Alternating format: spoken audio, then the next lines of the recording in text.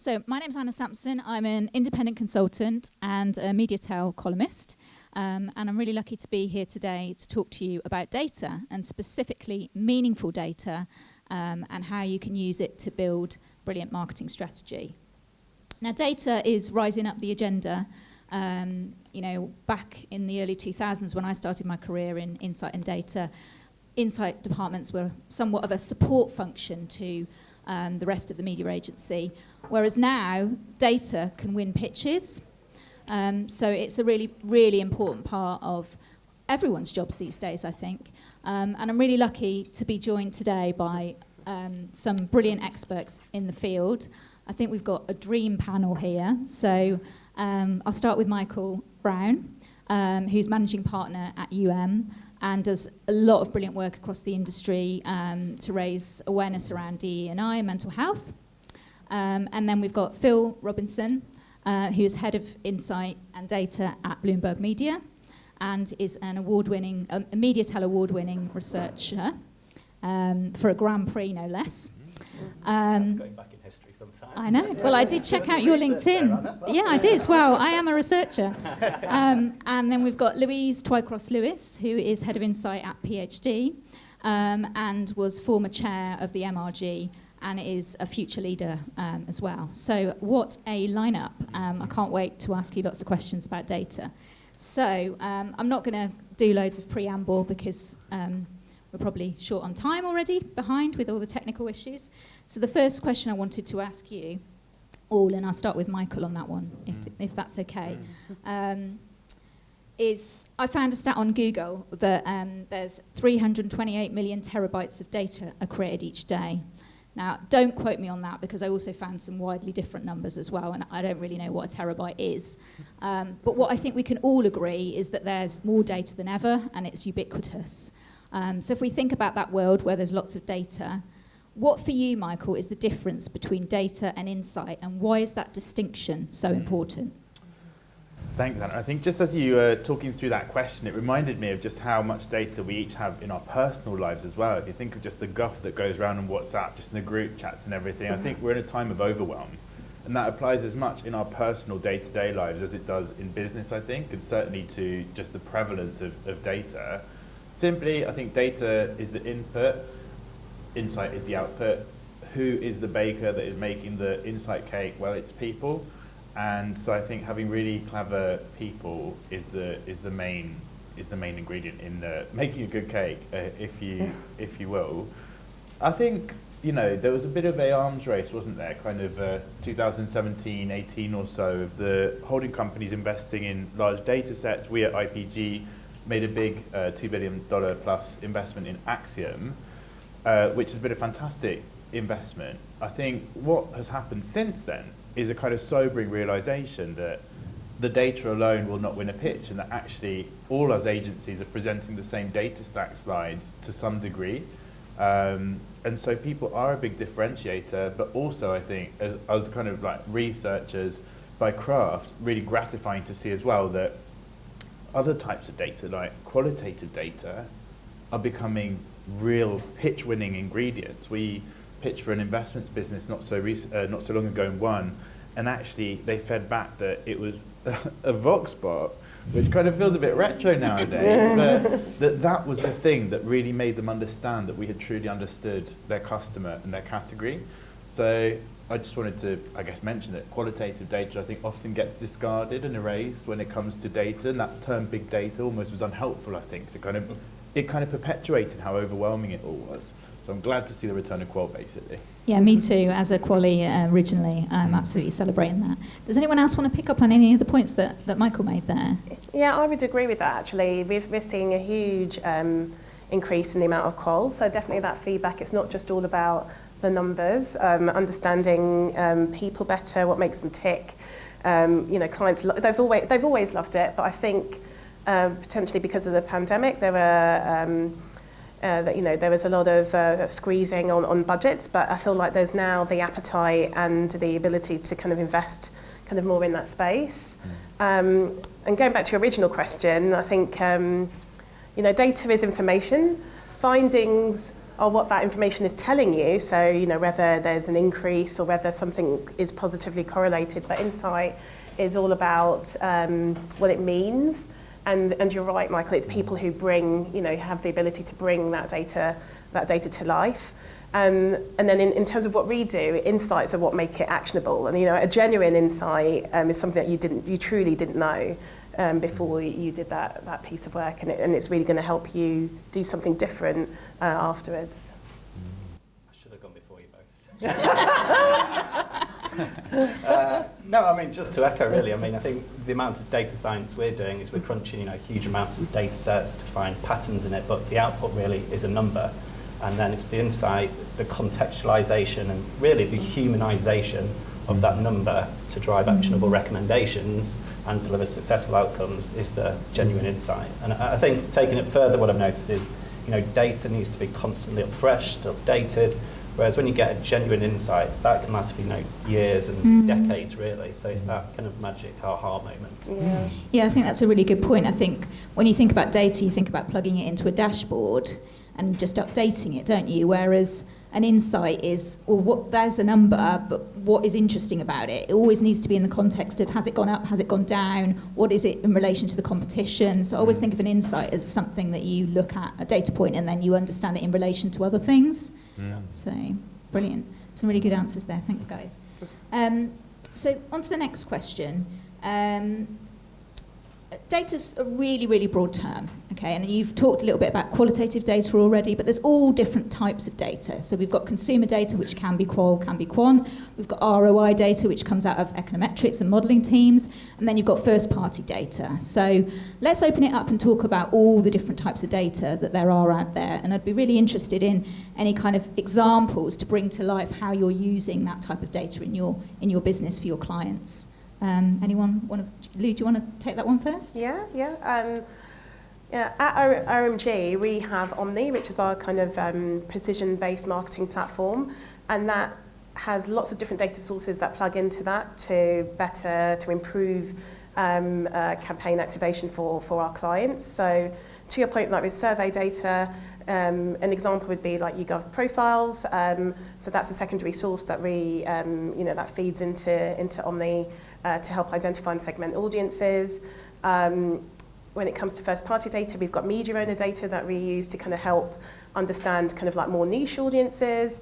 And then we use, I suppose if we're talking about ROI, kind of econometric outputs to help inform investment decisions. And so we've got a range of different apps that are part of Omni to Channel Planner, Investment Planner, to help our planners better inform in that space. So we use a range of different data sources to kind of help plan at each stage of that journey for our clients, and that's just one of the ways we're doing that at PhD. Brilliant, thanks.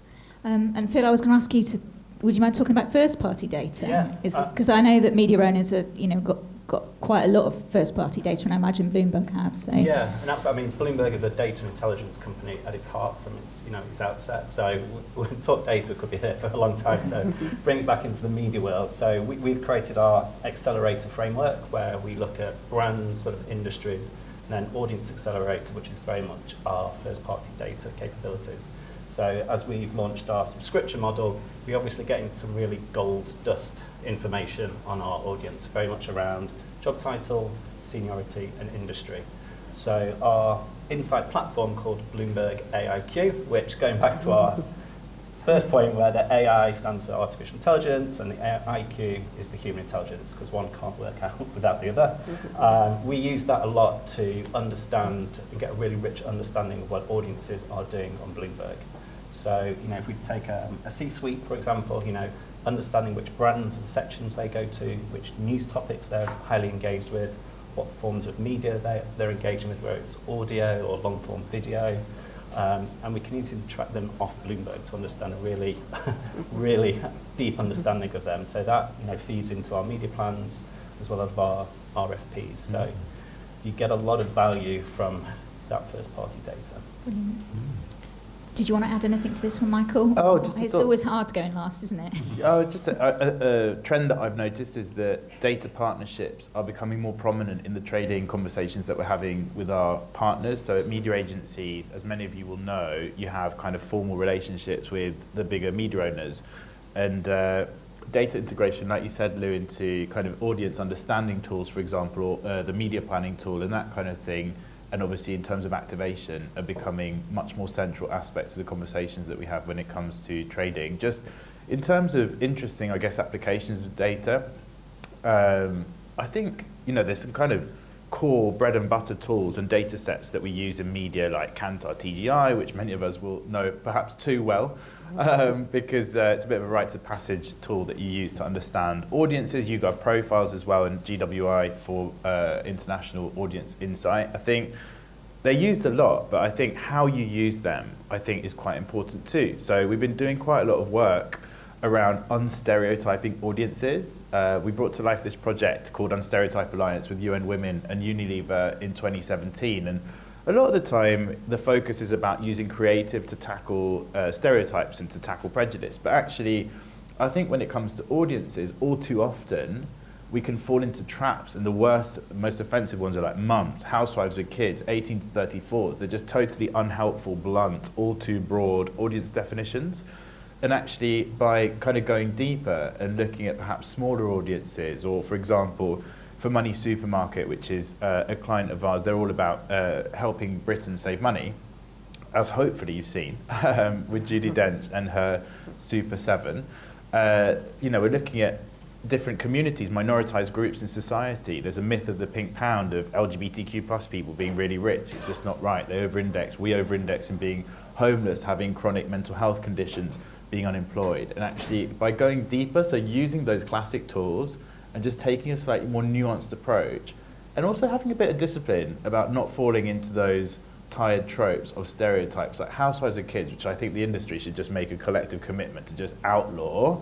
You can get a lot of insight just using the bread and butter tools. That's really interesting. I wonder if I can go back to you, Phil, because you've got a specialist audience, haven't you, at Bloomberg with high net worth individuals. What can you say about those audiences from the first party data that you've got? Yeah, it's really an interesting one, because we live in this world of creating scale, but then there isn't at scale for some time. So it's having that focused audience and providing sort of a deeper understanding of them. So, something like a C-suite, and bringing this back to an insight, is that we noticed that C-suite over-engage massively with wealth, personal finance, and podcasts around the global economy, but they also come to Bloomberg for their lifestyle content.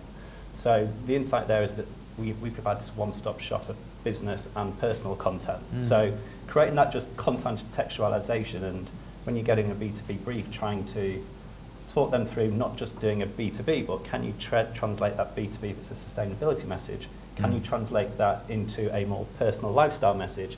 You get such richer conversations with clients and agencies to try and change that mindset of how you target. I think it's also about breaking the stereotype of B2B audiences, isn't it? Absolutely, yeah. That we're not just corporate suits, and that we're just people with feelings and lives. I do feel, a lot of C-suite briefs just feel like they're in a boardroom just signing checks all day. But, he's trying to provide some rich insight into how to connect with this audience. Yeah, in a meaningful way as well. Exactly. Yeah, like via their lifestyle rather than necessarily the fact that they're a business person, because more than that defines Exactly, them. yeah. I mean, on the agency side, we are working more closely with media partners to tap into that really rich first-party data, because it, we want to kind of bring it together. How can we improve, either understand audiences better or get to a more accurate read of what we're doing? So just one example at PhD, we've worked really closely with ITV and Channel 4 to get their viewing data and use that to, we basically match with Dynata's panelists so that we can get a more accurate read on campaign exposure and as a result, campaign impact. And so that's been really valuable to us to be able to, tap into partners such as our as media owners in order to kind of improve, what we are doing in our day-to-day. Yeah, I think it's a really exciting space when media agencies and media owners are collaborating on first-party data. So more of that would be... This is where it all started. Yeah. So we've talked a bit about different types of data, and we brought up kind of qualitative as a bit old school, but I kind of want to fast forward to the future a little bit and maybe talk a bit about where you see innovation coming from a methodological point of view in terms of data. So should we start with Lou on that one? Yeah, I mean, definitely, I suppose the big word, we've already said it, so I can say it, which is AI. AI and data matching, clean rooms, all of that. It's the bringing together of lots of different sources in one place, which I think is where things are starting to go, and it's only going to get bigger. Because ultimately our clients want to get a holistic, comprehensive view of consumers, and now there's an ability that even though sources of information that were originally very separate and siloed, there's an ability to bring them together. And that's where I think the innovation and the opportunity is. Yeah. Really good point, yeah. Mm-hmm. I like that. Yeah, and I also think the technology that brings together different data sources is really interesting. The kind of platform-based technology and clients doing big kind of data warehousing and bringing in data sources. I don't know whether anyone can speak about that or a different innovation potentially. I'm going to kind of go a bit old school on this one and say that, trying to make the most of what you already have is an innovation. Yeah, I agree. Obviously we do a lot of survey-based, so, just come out of field for a global travel study. And that's survey-based data, but what we're really trying to do is create actionable, targetable segments to drive revenue off the back of it. So we build in a number of questions around, what they're reading on Bloomberg, aligning to our job titles, our demographics, we know our audiences, what they're reading, the type of content they engage. So we can recreate a travel audience, say wellness traveller or the growth of the leisure traveller, and we can recreate that audience on Bloomberg.com to target. So it's taking something that's quite traditional, applying data science to it for driving revenue. Yeah, I mean, I think that's kind of the point I was making about platforms, because you can almost recycle data, can't you, when you inject it into a platform. So if you've done a piece of work for one audience on a particular product, if you're a client, and then you put that into a system, if it's about an audience that another product is relevant to, you can reuse that data. So I think the idea that data can kind of live on and be reapplied and spread throughout the organisation is kind of what some of these platforms are facilitating. So it's interesting. Definitely. Okay, so moving on towards the last sort of 5 minutes of the conversation now. What about data strategy? With so much data out there, it's kind of overwhelming for clients sometimes. Like, where do we start when we've got all of these sources of information? So when you're working with clients and advertisers, what is your advice to them with that level of overwhelm, and how do you kind of cut through it and build a strong data strategy that means that you get to these meaningful insights? Michael, do you want to start with that one?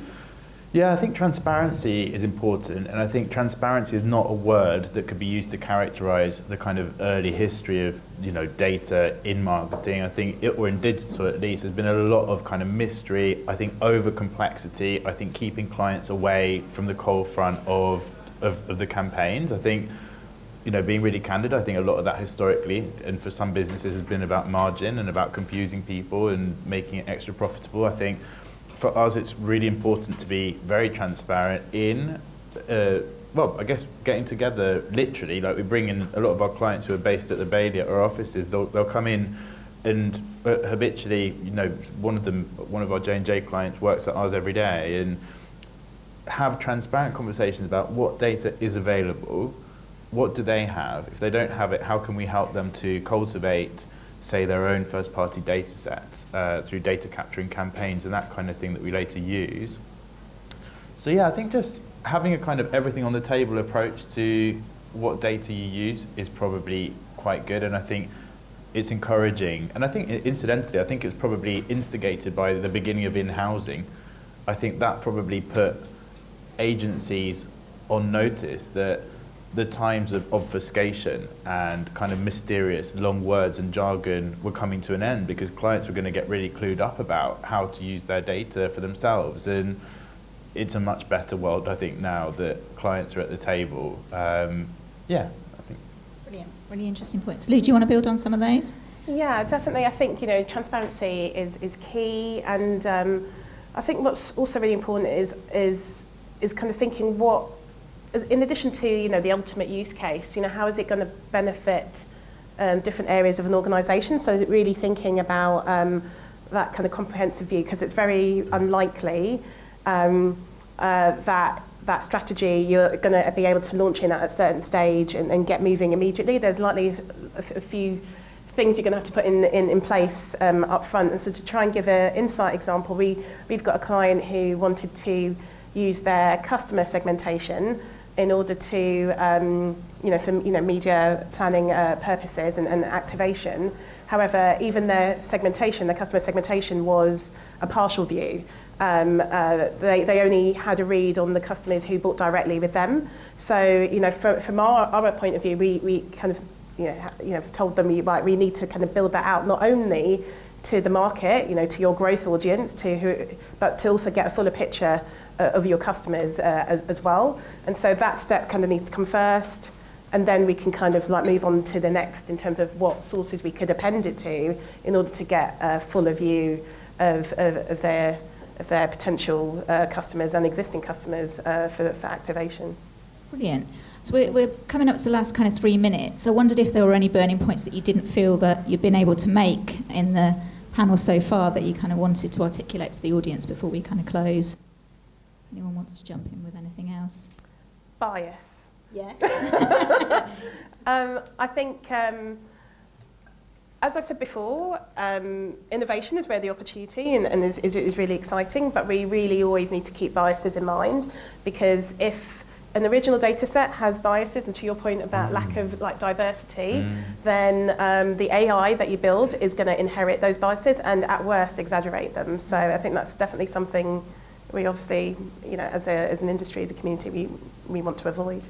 I do think, sorry to interrupt, Jan, I think just on that point, Lou, I think tackling our own biases is an active process. And as I was saying earlier, it's quite busy, overwhelming times at the moment.